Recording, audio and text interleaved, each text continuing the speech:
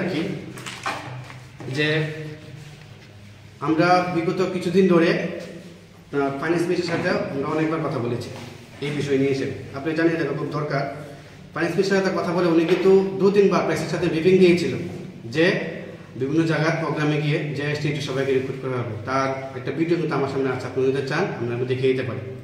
যে ভিডিওটা এখনও আছে আমাদের কাছে। আমরা সেটা মানে আপনাদের কাছে তুলে দেওয়ার কারণ হলো আমরা এই ভিডিও দেখে আমরা অনেক আশাবাদী হয়েছিলাম।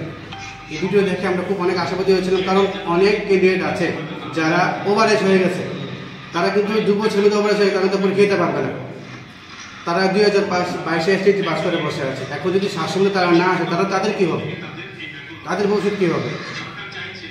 উনি ক্লিয়ার বলেছেন যাতে হাইকোর্টে বা সুপ্রিম কোর্টে যাই আসুক উনি সবাইকে রিক্রুট করবে যারা 2022 সালে এসটিটি পরীক্ষায় পাস করেছে। এবং আমরা খুব আশাবাদী হয়েছিলাম ওনার কথা শুনে। আমরা বরাবর ওনার সাথে মিট করেছি এবং আমাদের দাবিটুকু রেখেছি। তো তার জন্য আমরা আপনাদের মাধ্যমে বিশেষ করে ফাইন্যান্স মিনিস্টার থেকে শুরু করে বিশেষ করে দপ্তরের মধ্যে যেহেতু সিএম স্যার ওনার কাছে বিভিন্ন আবেদন রাখছি যেন উনি বিষয়টা দেখে যতজন কোয়ালিফাইড করেছে 2022 সালে এসটিটি পরীক্ষা সবাই যাতে শিক্ষক নিয়োগ করে, এসসি হোক এসটি হোক ইউআর হোক, যদি কোয়ালিফাইড করে দেয় কেউ যাতে বঞ্চিত না হয়।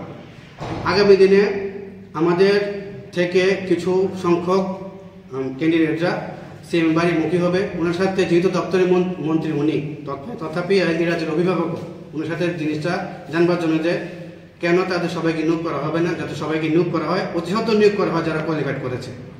আর যদি এই প্রবলেমের সলিউশন না হয়, আজকে আমরা বিগত সময় আপনি দেখেছেন আমরা বিভিন্ন জায়গাতে আন্দোলন করেছি।